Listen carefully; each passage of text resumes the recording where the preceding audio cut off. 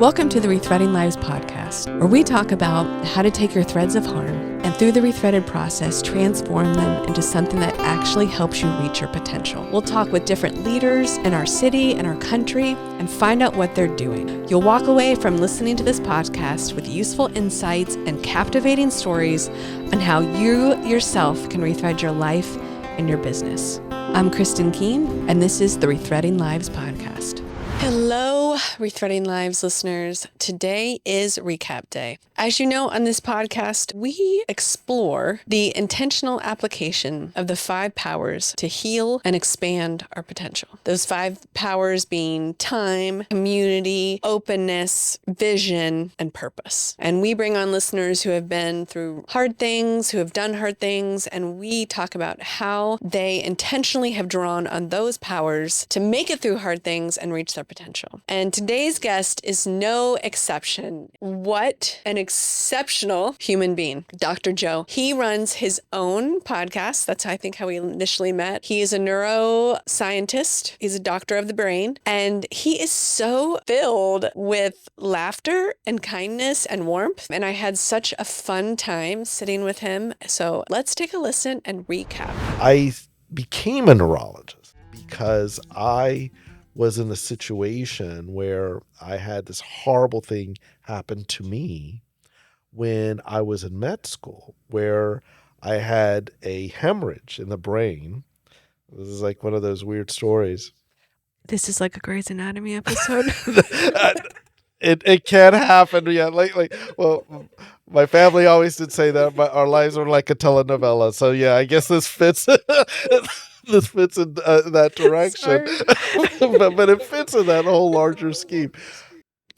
So I'll just pause right here for a second, because when I did his interview, I had just been watching Grey's Anatomy. I did not make it all the way through. I couldn't handle it anymore. So then all my lens when I'm talking to doctors and nurses and everything became Grey's Anatomy. So there was a running joke through the entire podcast about basically making myself an expert because I watched Grey's Anatomy. He played right along. He was wonderful. I had a situation where I was in the middle of a test, and it's a developmental thing that it started bleeding in the brain, and it was serious. It was life-threatening. I didn't know. I just had a bad headache. I assumed it was stress. I have very little memory. My wife is a nurse. God bless her. She knew something was wrong because I wasn't acting right that night after the test. And she takes me to an emergency room in New Orleans. I had very bad health insurance. It was an HMO of a certain age, and it's like, there's nothing health maintenance about it. I'll put it that way. And as she tells it, she drove past all these great neurosurgical centers to go to the place that they had to go to. When she gets there, the ER doctor, and this is where it gets to what you were saying, proceeds to tell her without examining me, other than seeing that I'm not with it. He goes, "You have to accept the fact that your husband is a second-year medical student who's under a lot of stress. And this is all cocaine. I've seen it before. He hadn't done a drug test or anything. This is all cocaine. You have to accept that he has." Right? Shut up. This is a real story. I am not. How I wish it wasn't a real The doctor told your wife Yes. he's addicted to cocaine. There was no urine test, no blood test, but he'd seen it many times before Wow. And so she then you're out of your mind. Next thing you know, I'm slowly kind of worsening, and she luckily got a family member to help. And finally, when someone did a CAT scan, they saw the blood, and then I needed to go to emergency surgery. Long story short, my next memory, so I have no memory. This is my wife's memories because I don't know what happened. I'm waking up in a recovery room, and I'm being told. I'm just going to pause here for a second because I I have been thinking a lot about community. I'm about to do a training on it soon on community, and like thinking of our greatest desire as people is to be seen. And when people aren't seen, like when people aren't listened to, when they aren't seen, it literally kills people. Like it literally harms people. I mean, in Dr. Joe's case, like it almost killed him because someone didn't want to take the time to see him. So I'm holding both sides of this coin, right? I'm holding both sides, and I'm remembering of all the times that I chose not to see someone, that I'm so insistent on my opinion, my way, and my judgments, like my prejudgments about, I know what the situation is. I know that person. I've seen them before, and putting them in a box and automatically using my bias to keep them there, and how much harm that has caused. And then the times when people have chosen to see me, and when I have chosen to see people, and how that changes the game, and how we have all these external factors, right, that stop us from seeing each other, which is our greatest desire as human beings. And I'm being told out of nowhere that, hey, hi, Mr. Servant, I wasn't doctor then. You're at X recovery room. You've just had brain surgery. And it was like talk about what in the world. But it started a journey of 2 months in the hospital 2 months. because it got complicated and infectious. But everything turned out. Here I am. But the point is, it was probably the best medical education I could have ever had, because at that moment I got to see, this is how you present to someone when you're in a state of disbelief. This is what, when you can't get an IV in, or when, what are the things that stay with you? Nursing shift or with hospital life. So it always got back to your original question. Well, it's how I wanted to be treated. We had wonderful care, and we had nightmarish care.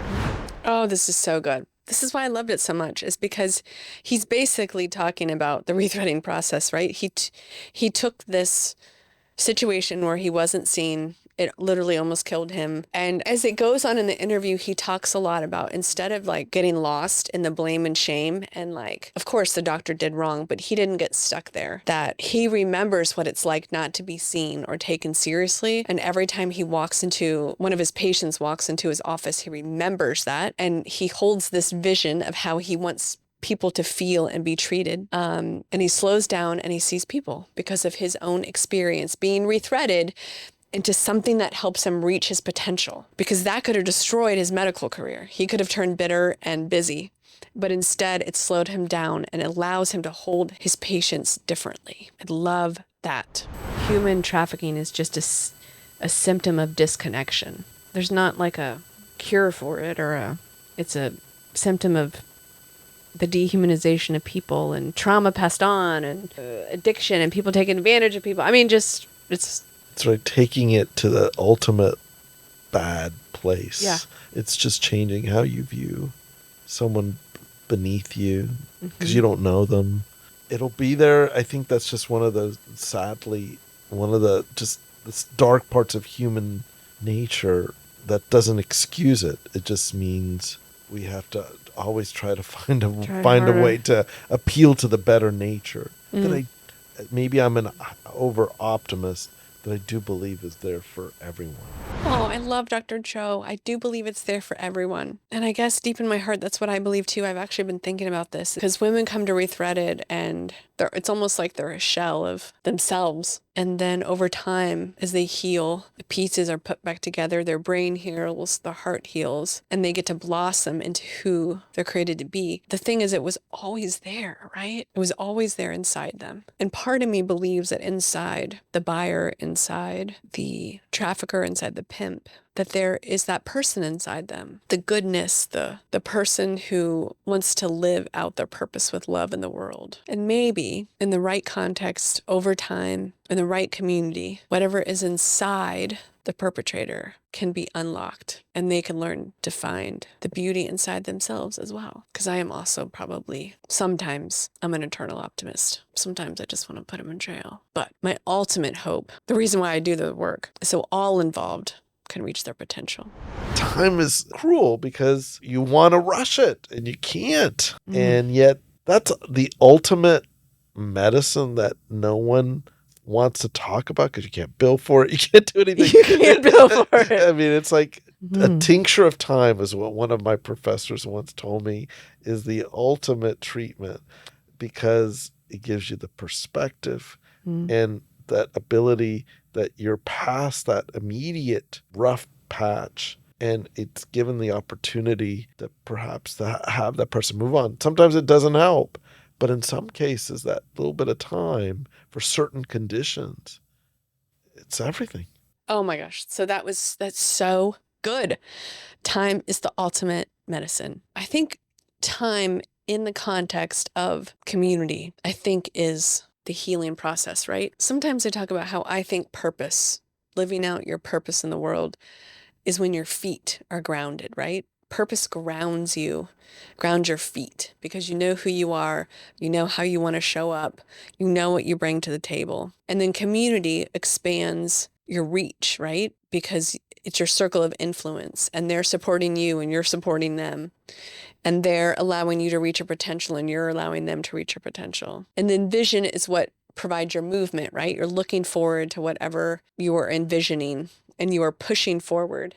So it's like the energy and the movement in your life. And then openness is your heart. Openness is the willingness to be vulnerable with yourself and others about what is. It's allowing your heart to engage. And then time is the encasing around it, right? That to get all of this to work, we have to take time. To heal, we have to take time. To get a new perspective, we have to take time and invest in the 5 powers. Because most often than not, time, I think, is the willingness to be uncomfortable, which we hate as human beings. I hate. And that we don't pour in the time it takes to heal and move forward because we're busy, we're uncomfortable, whatever excuse it is. I love that time is the medicine. Time is like what activates all the other powers.